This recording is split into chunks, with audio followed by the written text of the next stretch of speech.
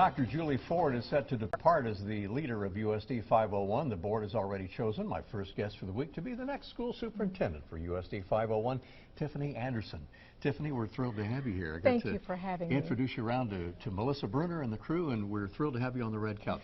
And that's perfectly, you're a perfect match. That's good. That's good. Tell me the Tiffany Anderson story. What's your life story?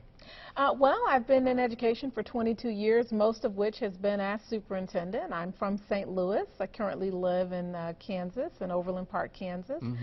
And really, you know, I've been started off as a teacher, then a principal, and then assistant superintendent with 23,000 students in St. Louis. In Rockwood School District, and then from there I went to the superintendency in Virginia in Montgomery County. And it's a district similar in size to Topeka, and since then I've been in Missouri and loving it, and I'm excited to be in Topeka serving in the area that I live. That's great. Let me take you back to your Missouri superintendent years. How difficult is it to be a superintendent in the St. Louis district right now? Was that a job that presented some definite challenges for you?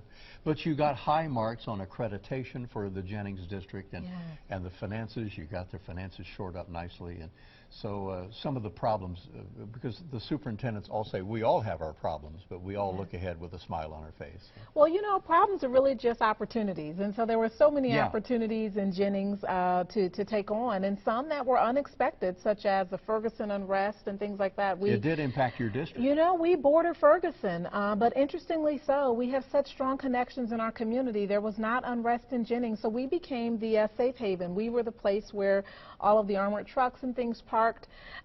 We were the place that people went to have a safe place to be. So, so we do border Ferguson, and that presented challenges in terms of addressing community policing and things like that, which we are proud of in terms of how we do that. We have breakfast with badges, police department officials that are in our buildings working hand in glove. It's been an amazing and wonderful experience. But serving in Jennings, it's 100% free lunch, and it's one of the smallest districts I've served in, and certainly with some of the largest challenges in that it lost accreditation 2 decades ago. So really it has been a fantastic experience. We have shown what's possible even with 100% free lunch. We have mental health therapists in every school. We just opened a homeless shelter. We give out 8,000 pounds of food to our students and families in poverty. We give out 8,000 pounds of food a month. It has been an incredible experience, and of course we are fully accredited. You are now. Yes, we are. We exceeded the accreditation benchmarks for 2 consecutive years after my first year. It's really the place to show high expectations with support. Super. So it's been a great experience. Tiffany, a lot of the superintendents have said, we have a lot of them retiring right now for wide and various reasons. But our financial situation here in Kansas, you've been well versed on that, but how do you see Topeka? What are some of the things you see as very bright high spots for USD 501, or some things you'd like to do in the Topeka district with your tenure? Topeka is an amazing place. I mean, just a fantastic collaboration. Since my announcement of being hired 3 weeks ago, I've met with almost all of the 30 principals.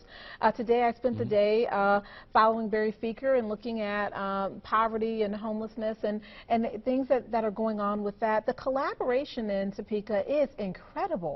My goodness, I mean, it's unparalleled to places that I've seen. And I travel the country. I'm part of a national poverty cadre. So I look at places all over the country, and I have to tell you, some things that we're doing in Topeka are truly bright spots to build on. And then the other areas, the one-to-one initiative in terms of technology, the STEM and new science labs, all of those are just fantastic bright spots. There are also opportunities to build on. There's an amazing arts program and great college readiness initiatives, and I'll look forward to expanding on those.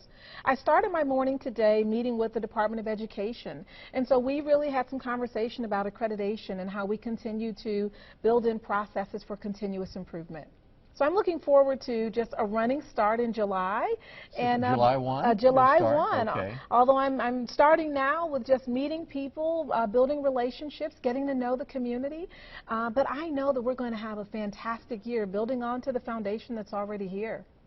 And we just have a few seconds, Tiffany, but I just wanted to get a quick thought from you. How rewarding is it to be the superintendent in the city that had the Brown v. Board education decision? Oh, it's incredible. Being the first African-American female superintendent in Topeka, first off, is that had to be a strong, strong feeling for you when you said, I got this show, you know, I'm going to lead this district. Oh, it's a history-making moment, and Yeah. so I look forward to making history in bright and beautiful ways in the year to come. Well, you are a delightful lady, and I sure thank you for coming over. I hope you'll come and see us again sometime. Thank you. Anything with Misty Kruger, she's our official spokesperson now for 501. Things we can communicate to the parents, and we would love to do that from our station out to the community. Fantastic. So, Well, thank you for having me. Tiffany Anderson, thank you very much. Thank A you. delight to meet you and have you on the show. Same here. Awesome.